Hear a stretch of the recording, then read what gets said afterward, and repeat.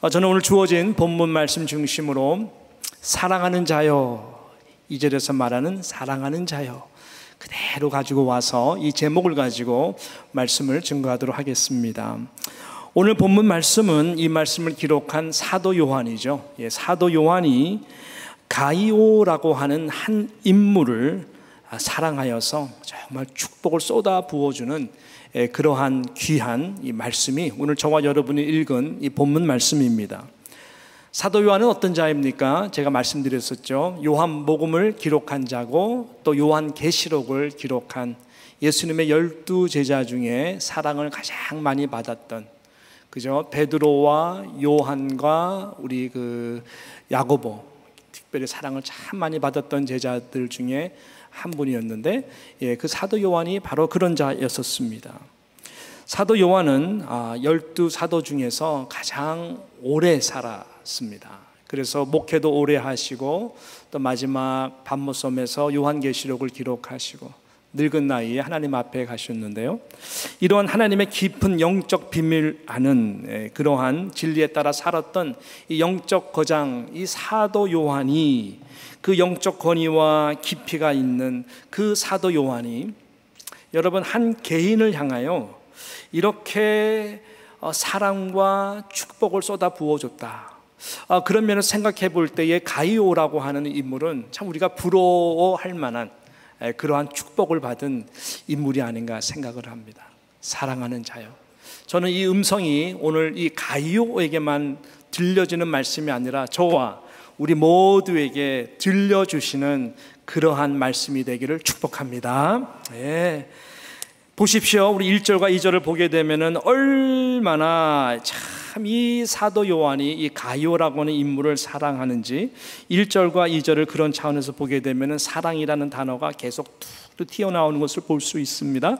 자, 1장 1절에 어떻게 말합니까? 장로인 나는 사랑하는 가이오. 또 반복하면서 강조합니다. 곧 내가 참으로 사랑하는 자에게 편지하노라. 또 2절에 보니까 사랑하는 자여, 내 영혼이 잘된 같이 내가 범사에 잘되고 강건하기를 내가 기도한다, 간구한다, 축복한다, 이렇게 말씀하고 있습니다. 이 짧은 두 구절만 우리가 보더라도 사도 요한이 이 가이오라고 하는 인물을 얼마나 기뻐하고 사랑하고, 그래서 그를 정말 축복하는 이 마음을 우리가 볼 수가 있는데요, 여러분 사도 요한이 지금 사랑하는 자여라고 2절에서 말하는 이 사랑하는 자여, 이 헬라어 단어는 아카페테라고 하는 이 단어를 사용하고 있습니다. 아카페테라고 하는 이 단어는 참으로 주의 사랑을 입은 공동체가 많이 표현할 수 있는 세상에서 가장 아름다운 이 사랑의 단어다라고 하는 것입니다. 이 사랑이라는 단어들은 여러 가지가 있지만 그 중에서 최고봉의 사랑은 하나님은 사랑이심이니라. 이 아가페 사랑을 우리는 최고의 사랑, 이 세상에서 비교할 수 없고 이 세상 사람들이 말할 수도 없고 누릴 수도 없고 할 수 없는 그 사랑이라고 합니다. 이것이 공동체 성도 가운데에서 하나님이 우리에게 주신 이 사랑, 굉장한 것인데요, 지금 사도 요한은 이 아카페테, 이 아카페의 사랑을 가지고 마음에 품고 가이오에게 그 사랑, 아카페적 사랑을 지금 쏟아붓고 있는 것이다 라고 하는 것입니다. 여러분, 이 아카페의 이 사랑, 아카페라고 하는 사랑은 오직 성부 하나님, 성자 하나님 대신 예수 그리스도, 성령 하나님, 저들에게 속한 단어입니다. 저들은 사랑으로 늘 하나가 되었습니다. 또 하나가 됨이 그 사랑으로 서로 항상 이게 하나님께서 원하시는 그 계획하신 일들을 이루어 가시죠. 이 사랑의 표현이 바로 그런 것입니다. 이 사랑의 표현은 성부 되신 하나님의 아들 되신 예수 그리스도에게 내 사랑하는 아들, 내 기뻐하는 아들, 항상 그렇게 표현하시는 이 사랑의 단어이고, 그 사랑을 항상 입은 예수 그리스도는 이 땅 가운데 오셔서 그 아가페의 사랑, 오직 하나님에게만 속해 있는 그 사랑이 어떤 것인지를 몸소 보여주셨습니다. 그리고 그 사랑, 아가페의 사랑의 절정이 바로 십자가에서 모든 물과 피를 조건 없이 모든 죄인들을 위해서 희생해서 흘려주심으로 아가페의 사랑이 아가페의 사랑으로 완성된 것으로 예수님께서 보여주신 것이죠. 세상에 이런 사랑이 어디 있습니까? 신이 신선 노름하면서 이 땅의 인간들을 보면서 복 줄 사람 복 주고 아닌 사람은 이런 것이 아니잖아요. 하나님이신 그가 직접 이 땅에 오셔서 이 아가페 사랑이 무엇인지를 참 보여주셨다라고 하는 것이죠.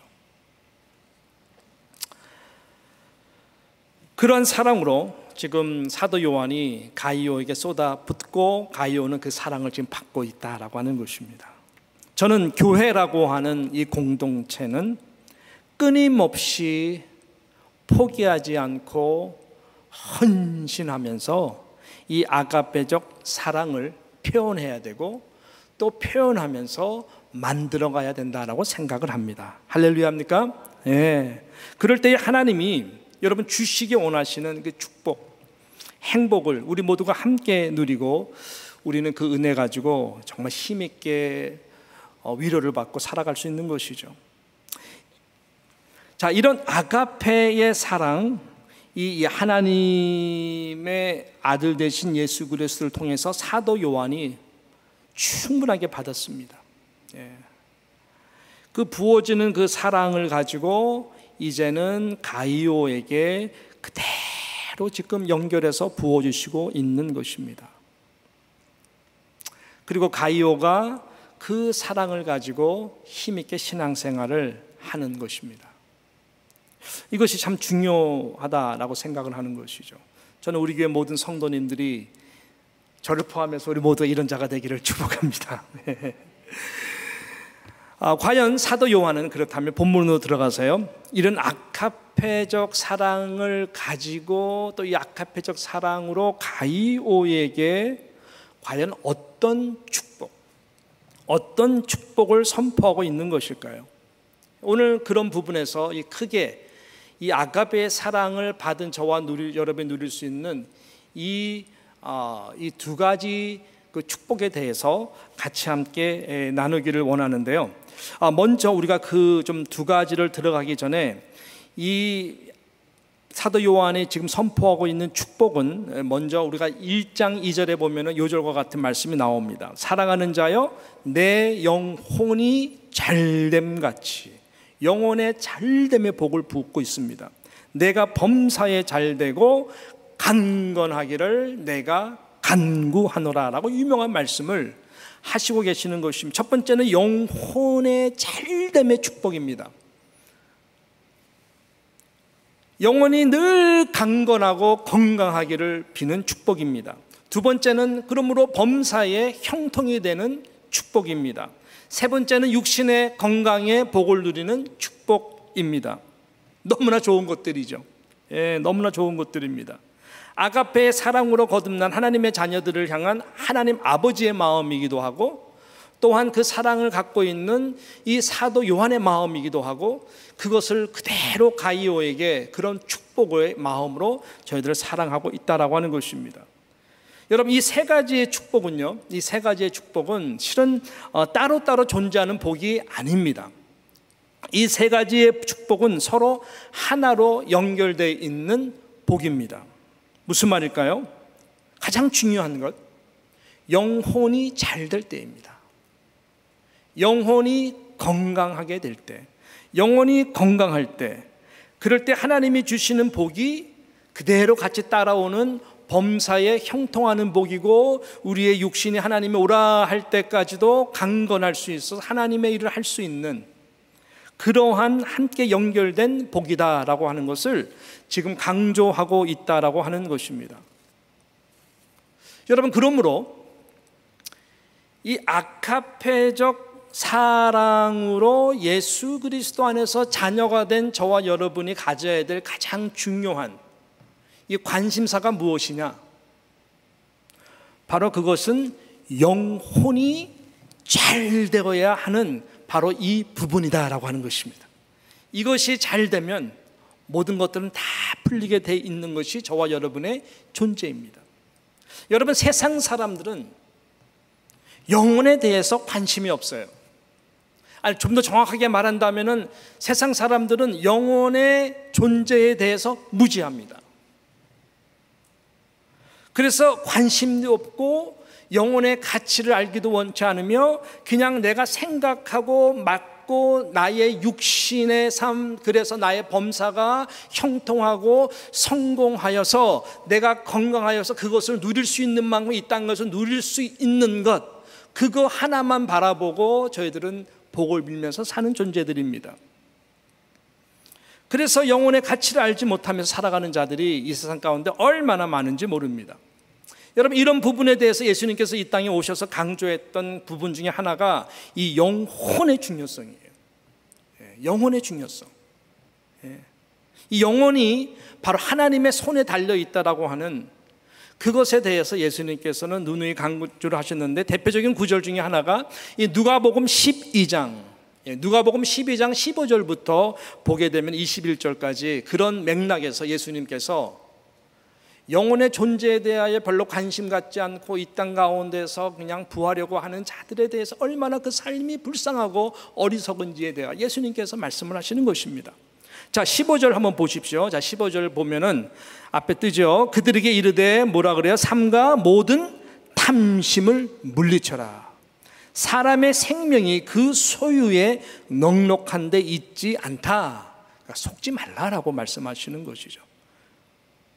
그러면서 비유로 말씀하십니다. 16절에 비유로 어떻게 말씀합니까? 그들에게 말하여 이르시되 한 부자가 있어요. 한 부자가 그 밭에 소출이 풍성함에 뭐 그냥 얼마나 추수를 많이 하여서 많은 곡식과 열매를 거둬들였는지 소출이 풍성해요.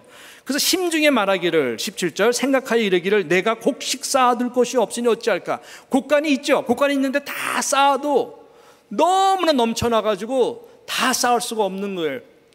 우리 이것을 행복한 고민이라고 하고 있는데, 이 행복한 고민을 하고 있는 한 부자에 대해서 예수님께서 지금 말씀하시고 계시는 거예요. 18절. 그래서 어떻게 합니까? 18절에 보니까 또 이르되 내가 이렇게 하리라. 내 곡간을 헐고 더 크게 짓고 그 모든 곡식과 물건을 거기 쌓아 두리라 라고 다 결정을 합니다. 그러면서 19절에 만족을 하는 표현을 합니다.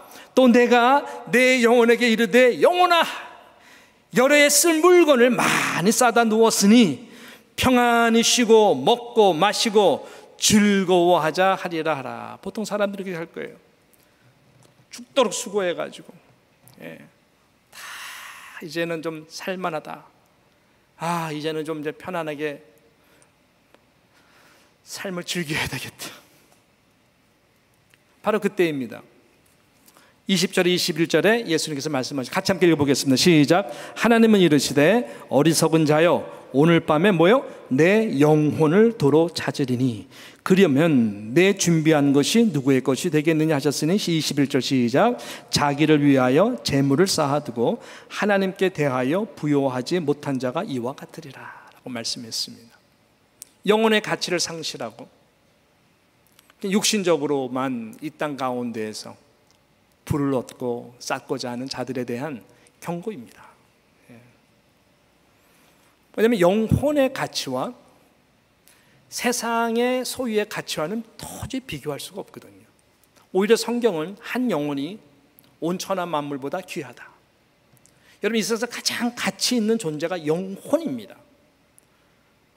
영혼이 가치가 있는 것입니다. 영혼이 어떤 가치관을 가지고 살아가느냐. 왜냐하면 육신은 죽습니다마는 영혼은 절대로 죽지가 않습니다. 이것이 딜레마죠. 우리 육신 안에 영혼이 들어가서 삽니다. 그래서 우리 육신이 살아가는 것입니다. 이것이 성경의 진리입니다. 하나님은 그렇게 창조를 했어요. 하나님이 아담과 하와를 흙으로 창조했습니다.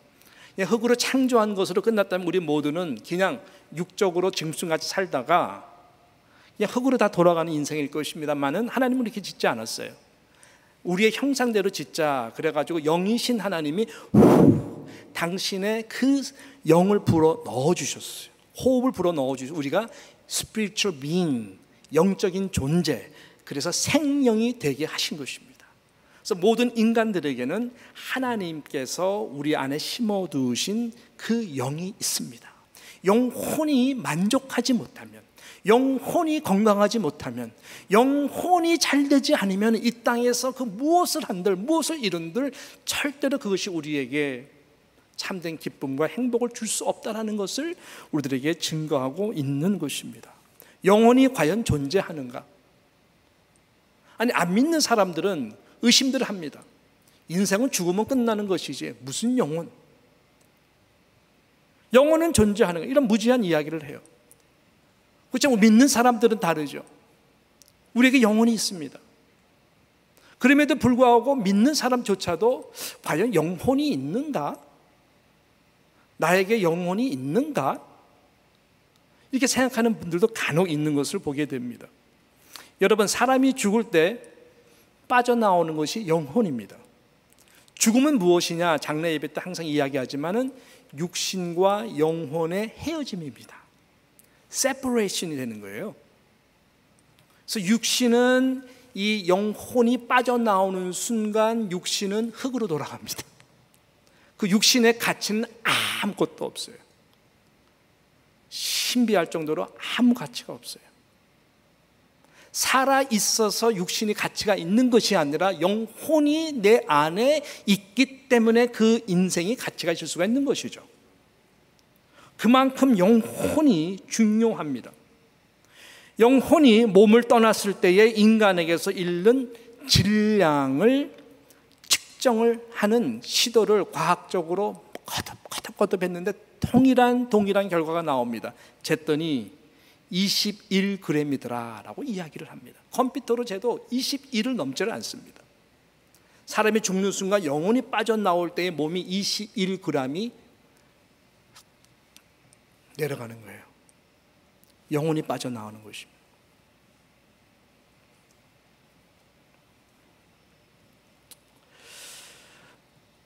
그래서 육신과 우리의 범사가 가치가 있고 보람이 있을 수 있는 것은 우리 몸 안에 있는 영혼이 있기 때문이고, 그 영혼이 건강하고 강건할 때, 잘 될 때 우리의 육신과 우리의 범사는 훨씬 더 하나님이 준비해 놓으신 많은 복으로 함께 하시는 것입니다.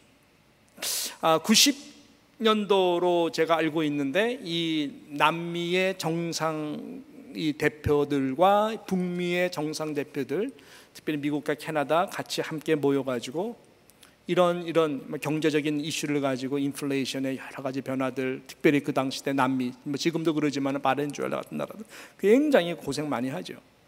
어떻게 좀 할 수 있느냐, 뭐 그런 아주 이야기하는 가운데 멕시코 대통령이 아주 기가 막힌 말을 해서 많은 사람들 마음속에 각인됐다는 유명한 일화가 있지 않습니까?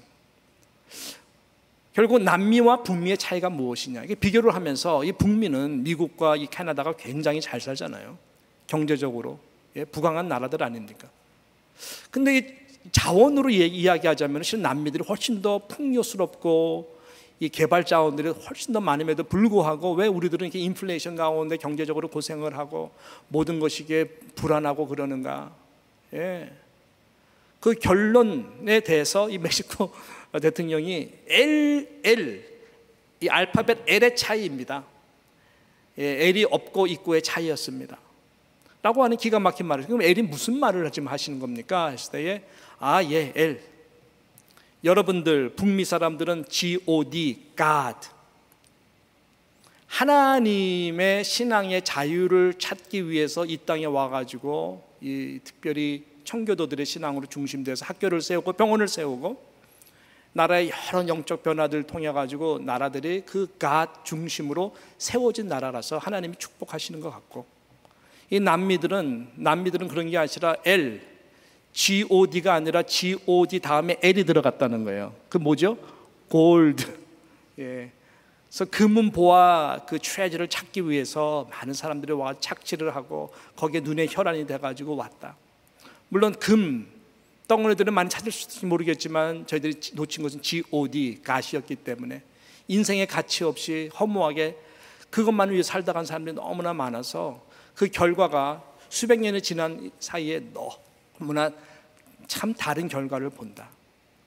그래서 우리도 GOD를 회복해야 되지 않겠는가. 아주 그런 기가 막힌 말을 했어요. 이거 진리 아닙니까 여러분? 진리예요.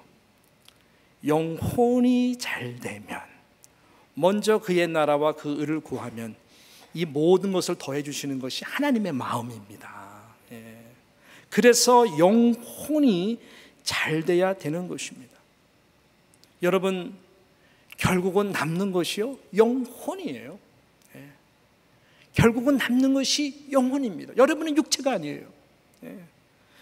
여러분, 예수님께서 누가복음 23장 46절에 육신의 몸을 입으시고 육신의 죽음을 당하셨습니다. 십자가에서. 그죠? 십자가에서 죽으시면서 마지막으로 건넨 말씀이 굉장히 중요한 말씀 아니겠습니까? 같이 한번 읽어보겠습니다. 시작. 예수께서 큰 소리로 불러 이르시되 아버지, 무엇을요? 내 영혼을 아버지 손에 부탁하나이다 하고 이 말씀을 하신 후 어떻게? 숨지셨다라고 말씀하고 있습니다. 예수님도 육신의 몸은 흙으로 돌아갑니다. 그렇지만 예수님께서는 죽으시고 부활하셨죠. 그래서 부활의 첫 열매를 우리 가운데에 보여주셔서 흙으로 돌아가지 아니하시고 그 육신을 그대로 영혼과 부활의 영광에 입으시고 승천하셨지만, 육신이 죽는 그 가운데에 예수님이 하나님 앞에 기도한 내용은 아버지여, 내 영혼을 하나님 당신의 손에 부탁합니다. 결국 영혼은 우리의 손에 달려있지 않고 창조주이신 하나님의 손에 달려있기 때문에 그런 것입니다. 그래서 이 땅에 우리가 영혼을 내 육신 가운데 입고 살아가면서 가장 중요한 거 다시 말씀드리지만, 그 영혼의 가치를 알고 영혼이 건강하고 잘 될 수 있도록 노력하는 것, 이것이 가장 중요하다라고 생각합니다. 아멘입니까? 자, 그러면 여러분들의 영혼은 어떻습니까? 건강하십니까? 영혼이 잘 되고 계십니까? 어떻게 할 수 있죠? 내 영혼이 건강한가? 내 영혼이 그렇지 않은가? 어떻게 할 수 있냐고요? 오늘 이 말씀 가운데 크게 두 가지로 사도 요한은 이 가이오에게 축복을 하면서 이 영혼이 건강한 자들의 모습을 보여주면서 우리들로 하여금 이 점검할 수 있도록 이 말씀을 주셨다라고 생각을 하는 것이죠. 뭐 영혼이 건강한 것을 이야기하자면 여러 가지 있겠지만, 저는 오늘 말씀 중심에서 크게 두 가지로 같이 함께 나누면서 이것이 여러분들에게 짧은 내용들이지만 잘 적용되었으면 좋겠습니다. 할렐루야. 자, 첫 번째는 무엇이냐? 어떻게 우리가 이 영적 건강함을 측정하고 점검하고 또 우리가 영적으로 건강할 수 있는 사람이 될 수 있을까요? 첫 번째는 뭐냐면은 나의 영혼이 늘 아가페적 사랑으로 호흡하고 있는가? 호흡이라 그랬어요. 항상, 호흡은 항상 하는 거잖아요. 그래서 내 영혼이 아가페적 사랑으로 늘 젖어 있는가, 호흡하는가? 여러분, 이것이 굉장히 중요한 부분이다라고 하는 것입니다. 영혼은 우리의 내면 속에 존재하는 가장 중요한 지성소입니다. 이것을 때로는 우리는 마음, 칼디아, 모든 지정의 인격의 종합체로 이야기도 하기도 합니다. 이 마음의 지성소를 하나님은 우리의 성령이 거하는 전으로도 삼으셨습니다. 그래서 영혼이 있는 그곳이 굉장히 중요한데요, 그러므로 영혼은 하나님의 영과 가장 친밀하게 교제를 이루어 가야 되는 이 거룩한 영역인 것이죠. 그래서 우리의 영혼이 하나님 안에서 이러한 교제를 통해서 즐거워하는가, 기뻐하는가, 감사하는가, 찬양하는가, 이것이 건강한 영혼을 가진 자의 모습이어야 됩니다. 그러기 위해서는 늘 하나님과의 관계에서 어떤 의식, 어떠한 믿음으로 어떠한 나의 상태가 되어야 되냐면 아가페적 그 절대적인 하나님의 사랑을 나는 오늘도 이 시간에도 이 순간에 받고 있는 자다. 사랑하는 자요, 아가페테. 이것은 사도 요한이 가이오에게만 증거하는 말씀이 아니라 이것은 사도 요한이 아닌 하나님이신 그분께서, 예수 그리스도께서, 성령께서 저와 여러분들에게 사랑하는 자요, 이 음성에 대해서 여러분 민감하게 감사하여 영혼의 전율을 느낄 정도로 의식해야 된다는 것이죠. 그렇게 할 수 있는 사람이라면 그 영혼이 건강합니다. 왜냐하면 하나님은 저와 여러분의 영혼을 그렇게 보시고 그렇게 다루시기 때문에 우리가 거절하는 것이죠. 우리가 무지한 것이죠. 우리가 영혼의 가치를 그만큼 두지 못하고 육으로만 살아가기 때문에 그 음성을 듣지 못하고 그 사랑 안에 감격하지 못하는 것이다라고 하는, 그래서 영혼이 메말라가는 것 아니겠습니까? 어떤 존재들이 얼굴이 환하고 밝고 건강한 이미지, 감사하고 기쁨이 넘치는 이미지로 살아갈까요? 여러분, 자식들을 보아도, 부부관계를 보아도 너무나 정확합니다. 이러한 사랑의 관계 속에서 참 사랑한다, 네. 그 아카페죠. 네. 절대적인 사랑으로 안타까우면 하나님 앞에 기도하고 내색 안 하고 아이들한테 참 사랑한다고. 네. 정말 사랑한다. 이번에 많이 해주고 왔어요. 1년에 한 번씩 가서 그거 필요해요, 애들. 저는 목사이기 전에 한 가정의 아버지입니다. 애들이 그걸 필요로 해요. 스킨십하고 같이 자줘야 되고, 축 늘어진 어깨 격려해줘야 되는, 이게 중요해요. 그래야 아이들도 용기를 얻고 아버지의 절대적인 사랑을 받는 그 마음을 가지고 여러분 살아갈 수가 있는 것이죠. 부부도 마찬가지 아닐까요? 마찬가지입니다. 마찬가지입니다. 성도들도 마찬가지입니다. 하나님의 그 절대적인 사랑을 받고 있다라고 하는 확신이 있으면 외롭지 않습니다. 고독하지 않습니다. 누가 인정하든 안 하든 상관없습니다. 그냥 코람되어 그 앞에서 감사하는 마음으로 섬기는 것이죠. 할렐루야. 예.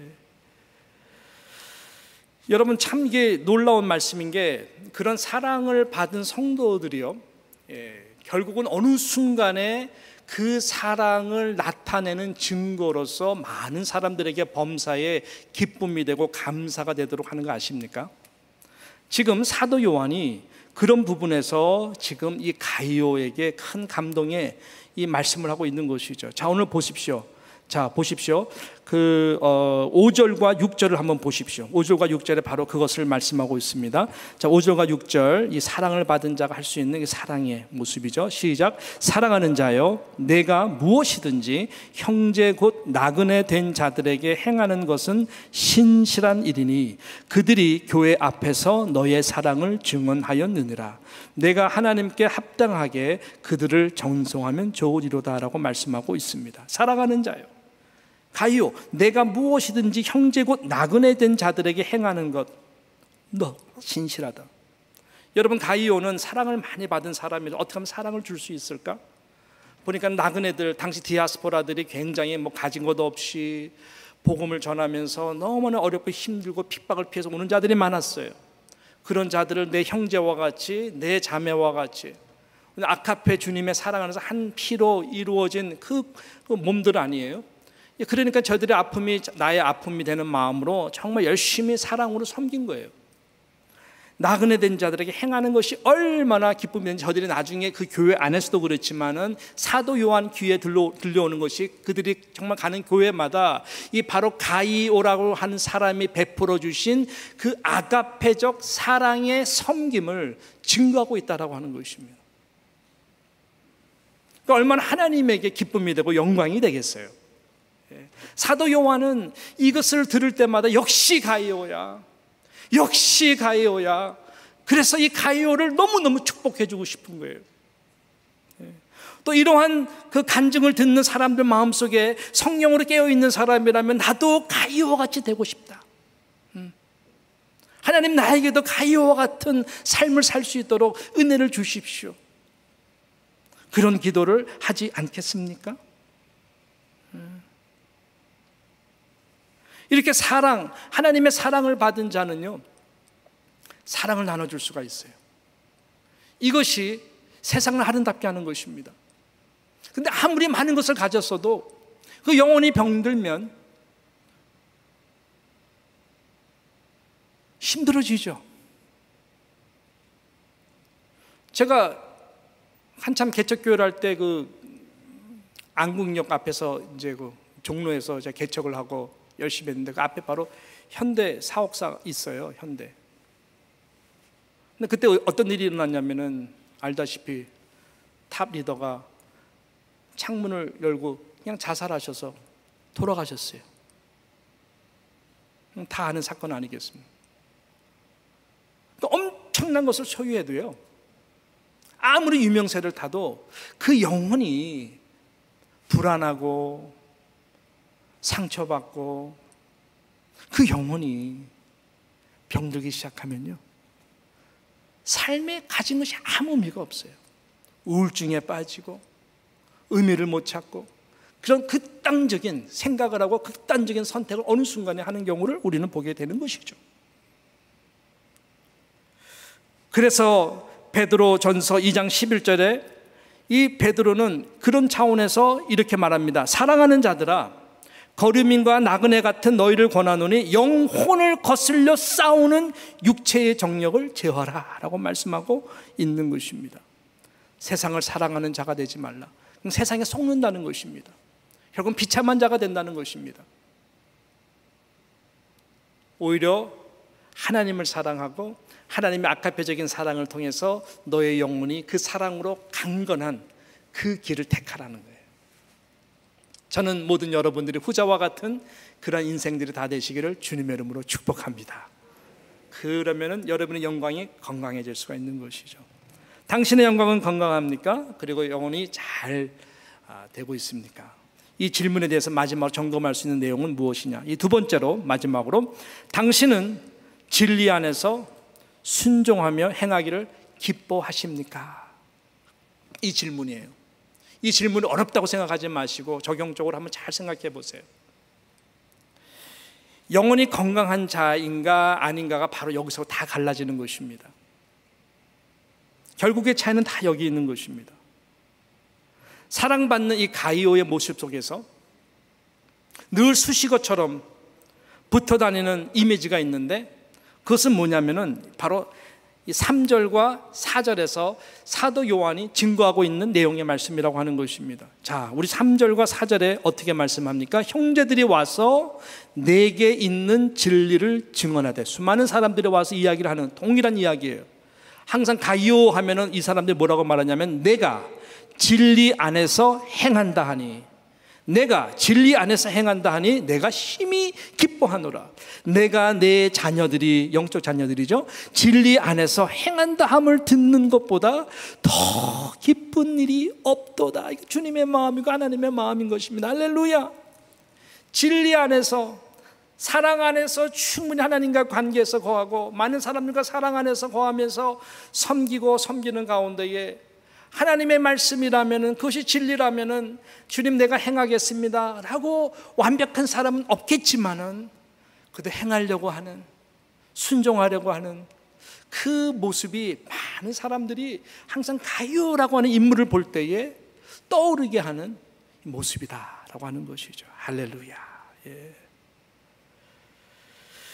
진리 안에서, 말씀 안에서 순종하기를 기뻐하려고 노력하는 자가 영혼이 건강한 자입니다. 그리고 그 영혼은 계속해서 건강해질 것입니다. 속사람은 새로워질 것입니다. 할렐루야. 여러분이 말씀을 대할 때에, 뭐 지금 예배 시간도 마찬가지겠지만 여러분이 일반 삶 가운데에서 하나님의 말씀을 펴놓고 대할 때 여러분의 마음의 자세는 어떻습니까? 건강하지 않는 영혼은 의무적으로 해요. 건강하지 않는 영혼은 아무 감흥이 없고 감동이 없어요. 말씀을 펴놔도, 말씀을 읽어도 들어오질 않아요. 그 상태가 이미 영혼이 병들고 있기 때문에 그런 것입니다. 세상 염려, 걱정으로 이 모든 것이 다 내 그 영혼의 지성소 안에 다 가득 차 있기 때문에 그것을 우리가 정말 보혈로 말씀으로 성령 은혜로 씻어버리지 않으면은 하나님의 말씀이 피요하게 내 안에 들어와서 그것이 내 신비에 새겨지고 그 말씀 하나 붙들고 하루를 살아가는 기쁨을 다 놓칠 수가 있다라고 하는 것입니다. 그래서 하나님의 말씀을 우리가 대할 때에 이러한 영적인 깊은 마음으로 말씀을 묵상하는, 길지 않아도 됩니다. 이 말씀을 통해 하나님이 내 사랑하는 자요, 사랑하는 나에게 하시는 그 말씀이 무엇일까? 그리고 그 말씀 앞에 우리가 기도할 때 주님, 하나님 말씀하세요. 제가 듣겠습니다. 하나님 말씀하세요. 제가 순종하겠습니다. 제가 오늘을 살면서 필요한 말씀 주십시오. 주님, 내 그 말씀대로 내가 살겠습니다. 그 진리 안에서 행하는 기쁨을 내게 회복하여 주시옵소서. 은혜를 주십시오. 하나님 영적 분별력과 영적 통찰력을 주십시오. 하늘의 영을 내게 부어주셔서 아버지 하나님 어떤 상황 가운데서도 아버지 하나님 그 말씀을 버리지 않고 살아갈 수 있도록 주여 은혜를 베풀어 주시옵소서. 주님의 마음과 생각이 나의 심장 속에 말씀을 통해서 주님의 마음이 되게 하여 주시사 주여 부족하지만 나의 손과 발이 하나님 주님과 같이 섬길 수 있도록 도와주십시오. 그렇게 우리가 기도하고 말씀을 붙들고 나아간다면, 여러분 그 말씀이 우리의 삶을 통해서 행하실 성령님의 놀라운 일들을 기대할 수가 있어요. 그때에 우리 마음속에는 참된 기쁨이 샘솟듯이 터져나오듯이 나오는 것이고, 그럴 때에 우리는 정말로 우리 영혼이 춤을 추기 시작하며 영혼이 건강해지기 시작하는 것입니다. 여러분, 우리 모든 육신은 후패한다 그랬습니다. 시간이 지날수록, 나이가 들수록 쭈글쭈글해집니다. 저는 1년에 한 번씩 식구들 가서 보잖아요. 저희 아버님, 장인어른 거동을 못 하세요. 이제는 혼자서 화장실 갈 수가 없어요. 여러분 몇 달 전에 넘어져서 얼굴이 다 망가져서 넘어지신 적이 있어요. 어떻게 해야 되나? 저희 어머님도 이제 88세, 89세가 되시는데요, 작년과 올해가 또 다르더라고요. 제가 손잡고 걸으면 알잖아요. 신음소리가 다르고 한 걸음 한 걸음 다 아픈 데가 없으시고요. 우리 모두가 그렇잖아요. 육신은 후패합니다. 육신은 후패합니다. 그러나 여러분들의 영혼은 더욱더 청년과 같이 강건해질 수 있습니다. 여호와를 앙망하며 나아가는 자들에게 주님은 독수리 날개치도 올라갈 수 있는 그 능력을 아브라함과 같이, 갈렙과 같이, 모세와 같이 우리 모두에게 허락해 주시는 것입니다. 그래서 영혼이 강건해야 됩니다. 영혼이 강건하면은 아무리 우리 육신이 허들허들해진다 할지라도, 범사의 기도 제목이 많다 할지라도, 여러분 영혼이 강건한 자는 그 모든 범사, 모든 육신의 것들을 다 뛰어넘을 수 있는 그 능력을 하나님께서 우리에게 주시는 것입니다. 어차피 저와 여러분은 정해진 시간이 있어요. 욥기 14장에서 말씀하는 것과 같이 그 날과 그 달은 정하셨고 그 아무도 그 날과 그 달은 지나갈 수가 없습니다. 모든 한 사람 한 사람에게는 해피 버스데이가 다 역사적으로 기록했다면 해피 데스데이가 우리 가운데도 적혀지고 다 결정되어 있어요. 저는 그것을 믿는 사람이에요. 그 운명론을 믿습니다. 아무리 내가 바둥바둥 해봤자 가장 중요한 것은 여러분, 영혼이 건강한가, 그렇지 않은가. 영혼이 잘 되면 범사의 모든 일들이 형통한다. 성경에서 말하는 형통이라는 것은 무엇인지 아십니까? 요셉이 코람되어 하나님 앞에서 늘 영혼이 강건했어요. 그랬더니 하나님이 그에게 형통의 복을 주셨어요. 형통의 복을 주신 아주 대명사는 요셉입니다. 요셉의 삶이 쉬웠습니까? 그 매듭 대나무 매듭이 자랄 때 매듭마다 고통 그 자체였어요. 고난 그 자체였어요. 오히려 일이 꼬이는 것 같아요. 억울했어요. 기가 막힌 상황들이지만 하나님 앞에서 그는 영혼이 강건하였습니다. 하나님이 주신 꿈을 잃지 않았습니다. 하나님 앞에서 나는 절대적인 사랑을 받은 자다. 그것을 믿고 살아갔을 때 결국 하나님께서는 요셉의 삶을 매듭마다 형통하게 해주신 것입니다. 성경이 말하는 형통은 그 모든 과정 속에 하나님이 주신 평안과 기쁨을 가지고 하나님의 뜻이 이룰 때까지 믿음으로 버텨내는 것이 형통입니다. 이렇게 다 되거든요. 그것이 범사 형통한 거예요. 하나님 앞에 설 때까지 하나님은 건강과 생명을, 영혼을 여러분의 손에 있는 것이 하나님의 손에 붙들고 있다고 하는 것입니다.